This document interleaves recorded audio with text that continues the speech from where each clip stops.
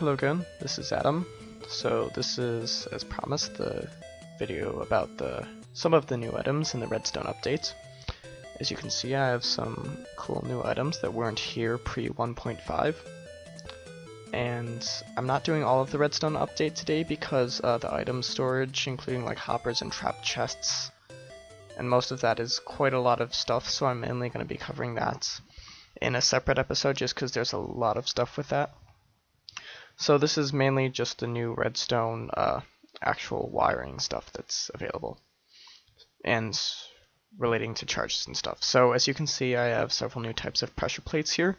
These are called weighted pressure plates, and as you can see, me stepping on them is not making the inverter work. These things only activate when you toss an item on them, and also following the 1.5 updates. Now, normal pressure plates, I don't think they activate at all when you toss an item on them. I'm pretty sure we discovered that accidentally in my first episode. So, anyway, yeah, so for some reason the gold one is actually easier to trigger than the steel one. Now, the more items you put on it, the farther the charge goes. So, for example, like, the minimum to trigger gold's thing, I think, is 4. So I'm just gonna do, okay, that's more than 4, but okay, hold on.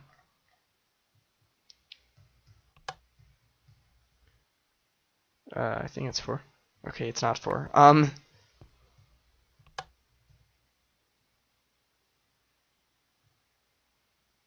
Okay, it's like 6 or something, but it's fairly small. So you can see that that's turning this thing off. I can actually make the charge extend a whole lot farther though by, hold on, by adding more. So if you'll see, 4 doesn't make it go very far at all. But this, if I put 44, that makes it go quite far. Now it still doesn't go that much farther than a normal thing, but it's convenient, I suppose, for like making adventure maps and other things like item detection and automatic item processing systems, that sort of thing. So actually the gold one probably takes less to trigger because it's already somewhat heavy. That's probably their reasoning. Anyway, so this is the steel/iron one. It requires 44 to trigger, so it's significantly more resistant. These are both made the same way as normal pressure plates. It's just you put 2 of the ingots right next to each other. It's probably not even worth showing. It's like 2 iron ingots or 2 gold ingots right next to each other. So this is a solar panel or a sunlight detector, depending on who you talk to. This says daylight sensor, but it's kind of like a solar panel. It doesn't actually collect energy. It just emits a redstone charge based on how much light there is. So you can see it's pretty bright outside, so it's sending out quite a good charge, enough at least to invert this torch. And so yeah, by itself it's kind of cool, and one of the uses of it is once you've inverted the torch, you can then, as I showed in that last episode, make an inverter and put a block here, so you have a night light, and it only turns on at night. Now, of course, there's more than just that can be done with that. There's also this thing called a redstone comparator, which was added. And actually, hold on, I should explain how to make the daylight sensor things. So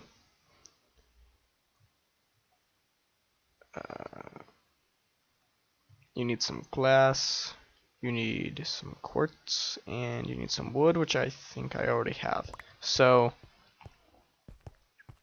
you take your glass on top, then you put your nether quartz, and then you put your wood on the bottom. And okay, that didn't work. This is awkward.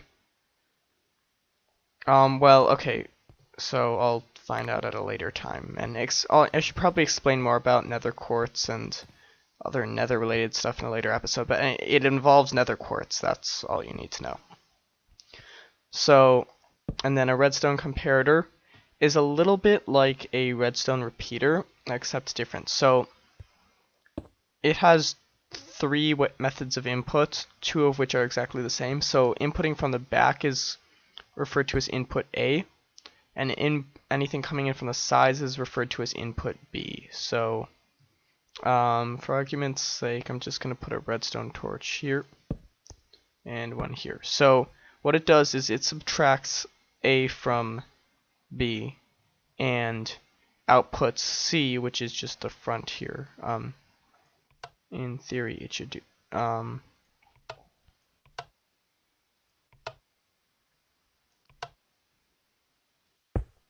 Right. Oh no. If the torch is turned on, it does that. So you can see there's exactly the same thing going in.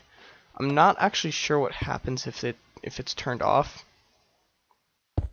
It might be that it just adds the inputs together.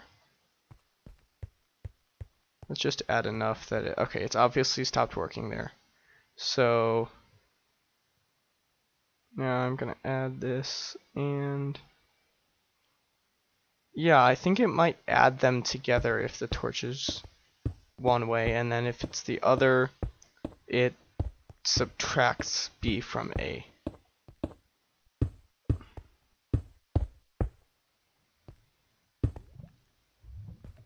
Let's see. Yeah, if it's off, if it's turned on, it subtracts B from A. If it's turned on, it appears to add B to A. So this is also made using nether quartz. Now, if my previous success rate is anything to judge by, I'm probably going to do this wrong.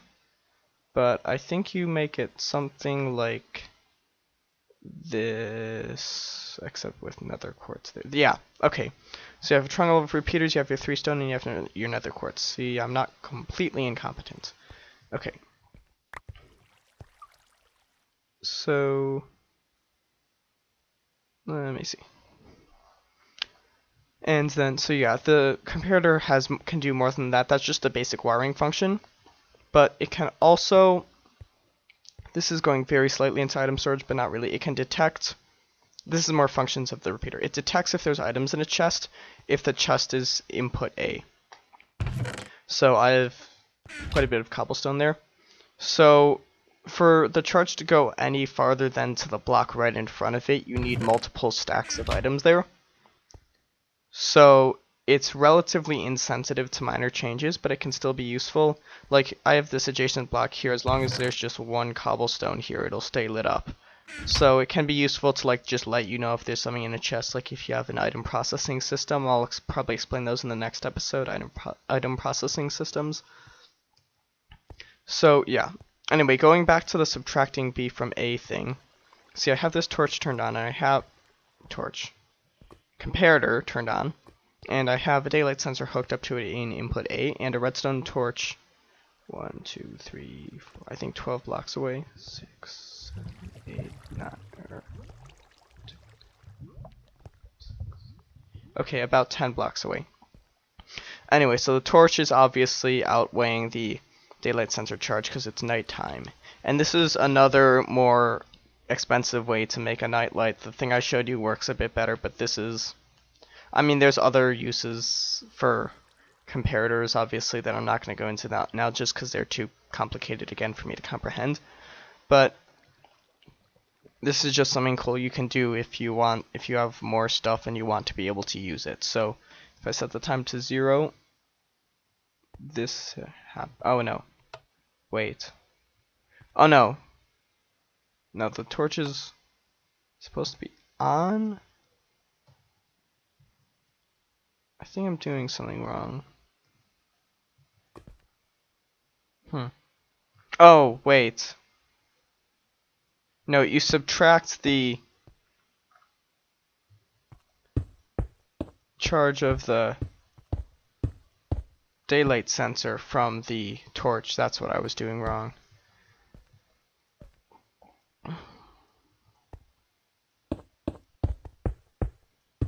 So this goes right about here. And if I set it to day, well then, this is awkward. I think I just need more space. Okay. So yeah, that's turned off because it's far enough away, but if I turn it to nighttime, if I turn it to nighttime, there we go, it turns on. Turn it back to daytime and it turns off, so yeah. Finally have this thing working. So yeah, if the torch is on, it subtracts B from A. If the torch is off, it adds B to A as far as I can tell. And it also detects chest items. I don't think there's much else that it does, but it's sort of useful. So one more thing to show you, this is a redstone block. It's made like most other blocks. You just take 9 redstone and put them all together, and you get your redstone block. So it works very similarly to a torch in that it outputs redstone energy. I'm pretty sure it goes significantly farther. Yeah, it does appear to go a bit farther than redstone torches. And also, unlike a torch, it cannot be inverted, so you can't do the whole, like, you can't use another redstone block or torch to make it like turn off or anything. It's always outputting charge. So this, and also unlike a torch, it can be pushed by pistons. So this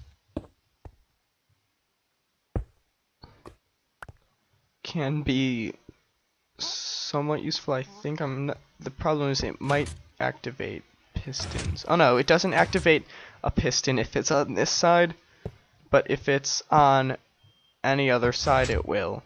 So it has to be on the side with the wooden thing. So this is useful because, like, I'm just going to use the example I've been using for the rest of the series. If I want to have something like invert something, okay, that didn't work. Never mind. Well, okay, let's try something else. If I want to have it turn the light on and off, I can have it do this, which is yet another way to do something. So if I want to get really crazy, I can hook this up to that nightlight system I showed you before, but that costs a lot more redstone than you actually need to use. So yeah, this can be somewhat useful. It's somewhat more versatile in what you can do with it, or place with it, or where you can place it than redstone torch, but it can't be inverted. So there's good sides and bad sides. Overall, it's probably a good addition to this, and I'm sort of glad it's there, because on my survival maps I was running out of space for my redstone, but anyway. So yeah, that's about it. In the next episode, I'm going to be going over new item storage methods that are available in the 1.5 update. So yeah, see you then. Goodbye.